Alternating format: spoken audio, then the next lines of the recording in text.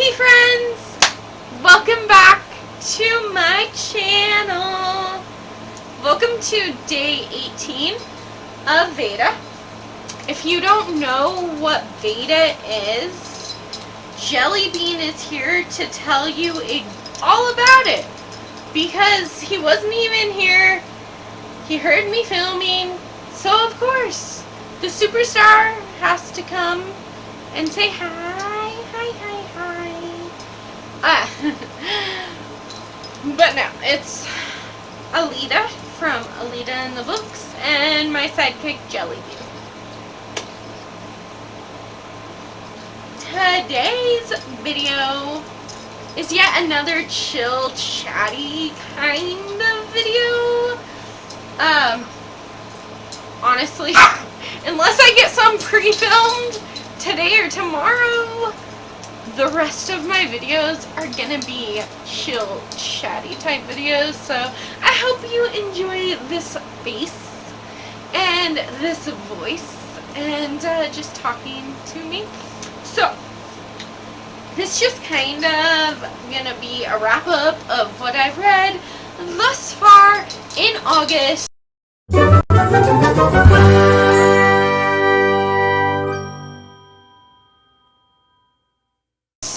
While doing VEDA, which by the way, if you are a booktuber and you want to do VEDA, it's very challenging, especially like scheduling your life around it, getting a video every single day. If you don't know what VEDA is, I will link the playlist right here. So go check it out, come back and see me. I wanted to start with the 3 books that I am in the middle of right now. So I have been working on Disney's Who's Who and A to Z of Disney characters pretty much all month. I am halfway. I'm at page 250 and it's 430 pages, so I'm more than halfway. It's fine. I honestly am not getting that much out of it because it tells you a little bit about each character. So for the books that I liked, like 101 Dalmatians, it told me stuff that I already know and that I don't care about. And then for like Cars, I love the Cars movies. But I already know all this information. And then the people that or the characters that I don't know anything about, I don't really care either. So it's fine, but I definitely will finish it this month. Like, I should. Today I started The Bride Test by Helen Hong. Oh, this is the second in a romance series. The first one being The Kiss Quotient, which, by the way, I love. This one I'm literally only 30 pages in. I'm on chapter 3. Haven't even started chapter 3. But you follow this guy's mom, Quan. I think his name is Quan. Kai. His mom goes to Vietnam to find a wife for her child, or Quan, who has Asperger's. He's never dated. He's 26. And she's very worried that he's never found love. But he also, he has Asperger's and he doesn't really want to date, but his mom wants him to have a wife. So she is bringing this woman over, Esme, I think that's her name. She's bringing her over from Vietnam to kind of go to these family weddings as his +1, and apparently love happens, and has happened so far because I'm only 30 pages in, so I can't really comment. And then, this was not on my original TBR for this month, but neither, actually, yeah, it was. So, I recently read Lock Every Door with Heather from Belle's Library. I'll link her channel down below. She is awesome. You should go check out her content.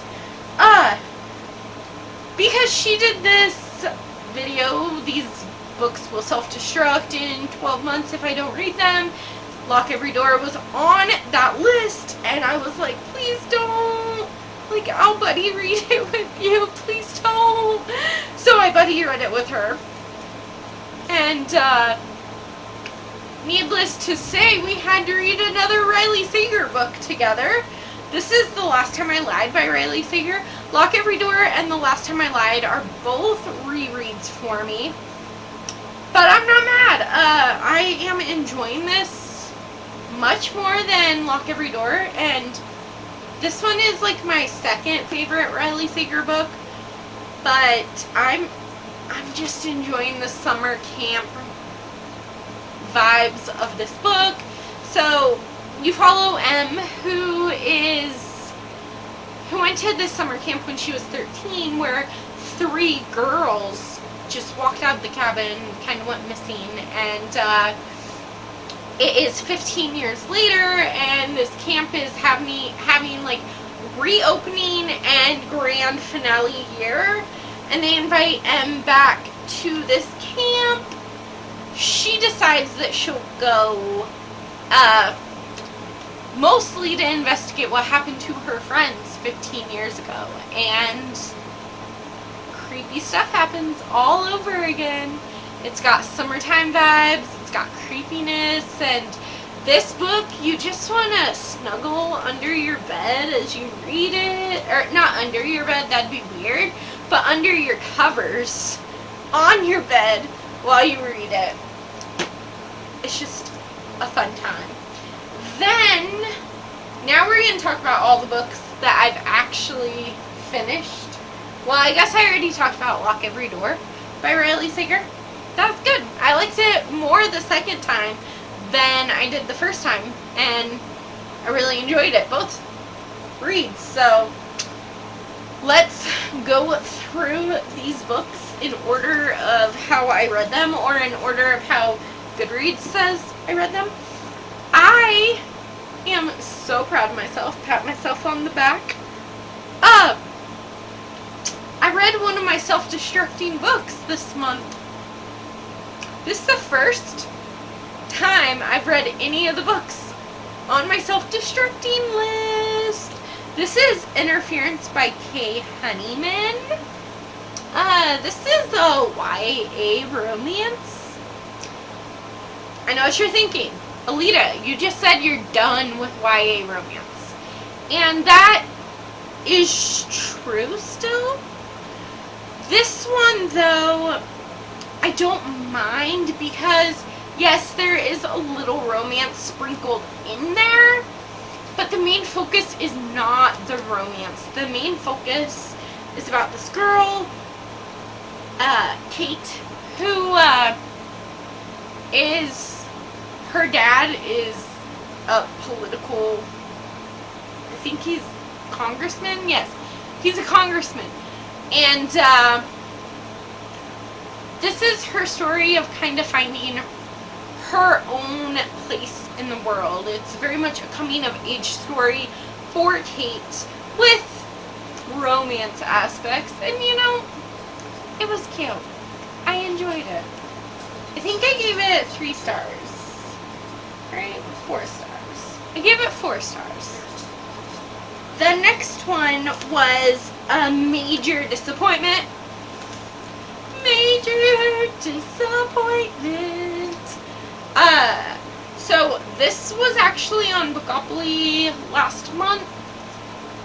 It was pool pick between My Dark Vanessa and The Turn of the Key. If you can hear that thunder, I'm sorry. I can't do anything about the weather. I read The Turn of the Key last month, and I read this one for the actual TBR, this follows Vanessa, who is an adult looking back at a relationship that she had with a teacher when she was in high school, and as she's looking back at that, there are rape allegations against this teacher in present day, and it was supposed to be very hard-hitting, very emotional, and I hate to say this because it makes me feel like such a lousy person, but the thing is that I did not care about Vanessa or anything that happened to her. And I feel terrible saying that. Because if this was like if this was true, I would feel different about it, I'm sure. And I know it happens in real life, sadly. But I just wanted to love this. I had such high hopes for this book that it just sadly disappointed me so bad that I really wish I didn't even read it. I gave it 2 stars, and I think that was pretty generous. It's probably more like 1 star for me. If you go into this book, know that there's trigger warnings for everything, and I guess my thing was that, like, she was making excuses for her teacher, which I guess if you think that you're in a relationship with them and, like, you're trying to make people see that maybe it's not such a bad thing, the teacher-student relationship, but I just couldn't with this book. I wanted to so bad, but it just didn't work for me. Okay. So let's move on to the next book, which was Everything for Us by Leaton, a bad boys novel. So honestly, I was very disappointed with this book as well. I didn't really have very much hope for this one to begin with. Like, I didn't know what to expect. I just knew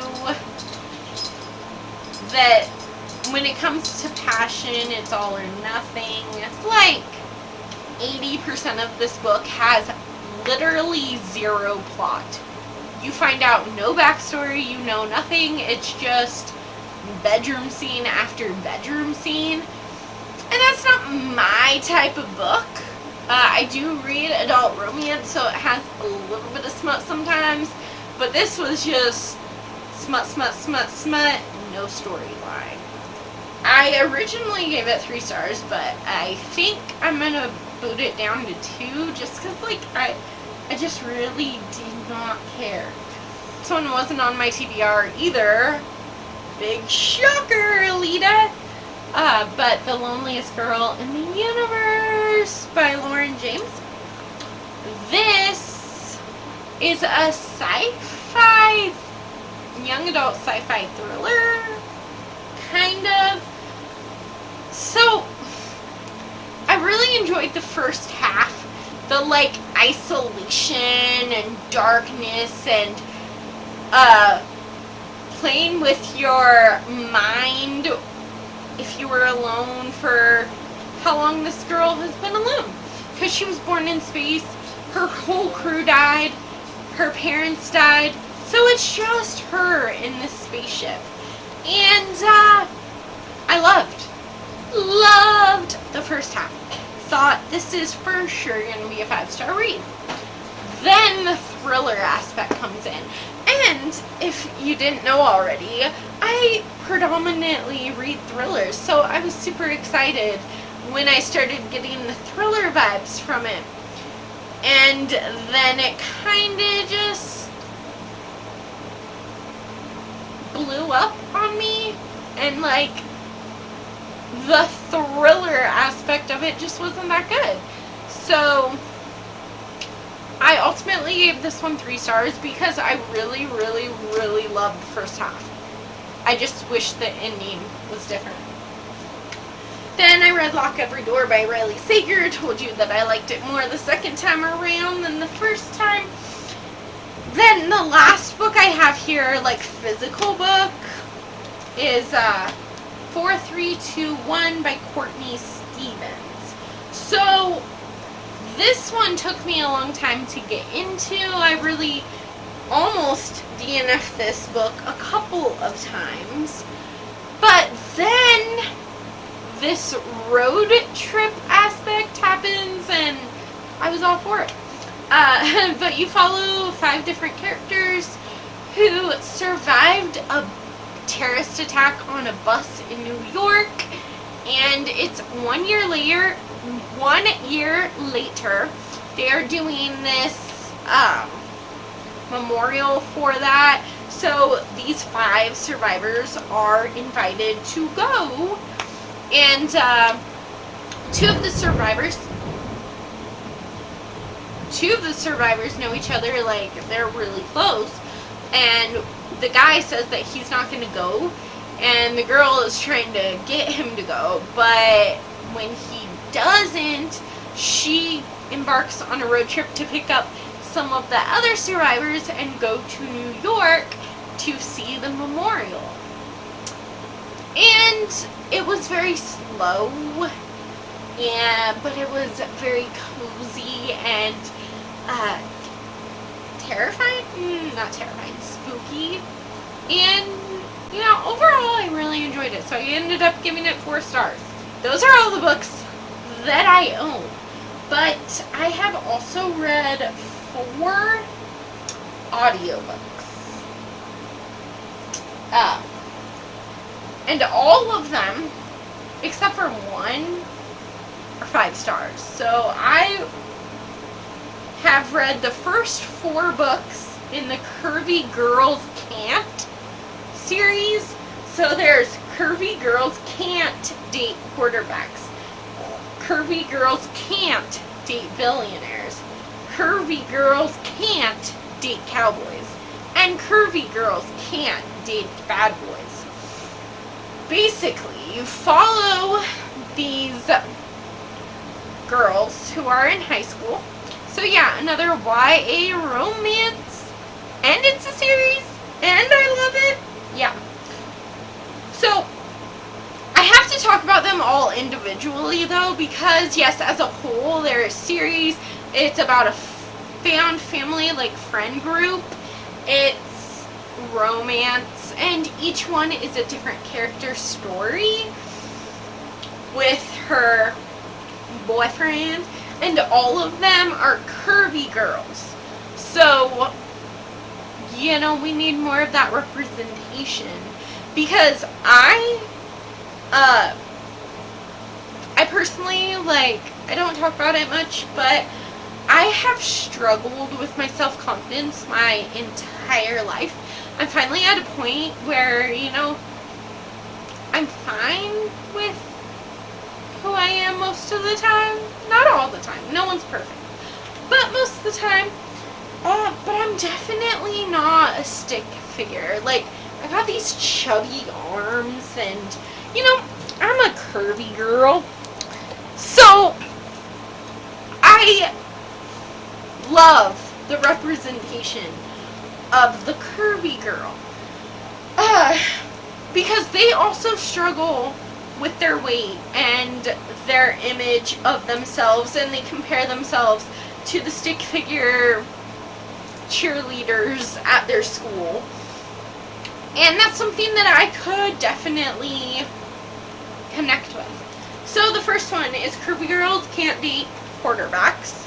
This one is my favorite as of yet, because you follow Rory, who basically takes a bet with the cheerleader, who basically says, oh, you can't get Bennett, the quarterback, to fall in love with you. So, of course, she takes that bet and, you know, love ensues. But the thing about Rory that really, like, that I just loved was at the very beginning, her parents were very controlling of, like, her diet and things like that. They think that the reason she gained so much weight was her own fault, and they're trying to make her exercise and eat healthy, and, like, yeah, you should do that anyway. But you find out from the very beginning that she has a health condition in which it is hard for her to lose weight or to stay thin and pretty, as some would say. And I've had so many health problems in my life. I'm healthy now, knock on wood. But I've been that sick teenager and that curvy teenager, you know, and it's not fun. And I could just connect to her on a whole different level. And I loved it. The one that I gave 4 stars, I still really, really enjoyed. That was Curvy Girls Can't Date Billionaires. I have read a few billionaire romances, and I just find that they are lacking heart for me. And I think that was the problem with this one, but it was still a really cute story. And then Curvy Girls Can't Date Cowboys. That was Ginger's story with her boo, and it was interesting because you follow Ginger, whose family has a health food store and buys all organic, no pesticides, no antibiotics ever type of family.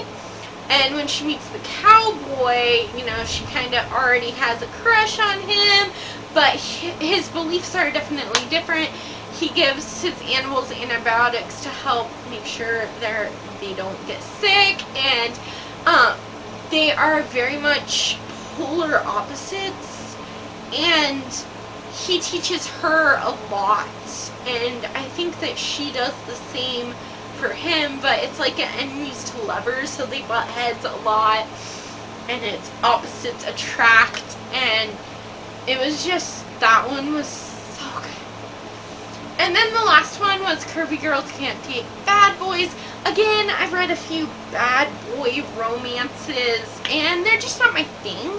I enjoyed it. I still gave it 5 stars. I really love Zara, but it's not my favorite. So my favorite in order would have to be Rory from Curvy Girls Can't Date Quarterbacks, Ginger from Curvy Girls Can't Date Cowboys.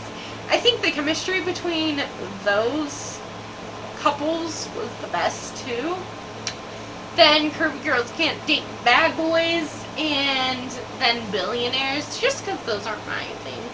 But so far this month I'm having a pretty decent reading month, even though I'm really busy all the time. So I hope you enjoyed this video. Don't forget to give it a big thumbs up. Subscribe to my channel so you don't miss a day of VEDA. If you have missed VEDA, I will link it up here. Go check it out. And come back and see my video for tomorrow.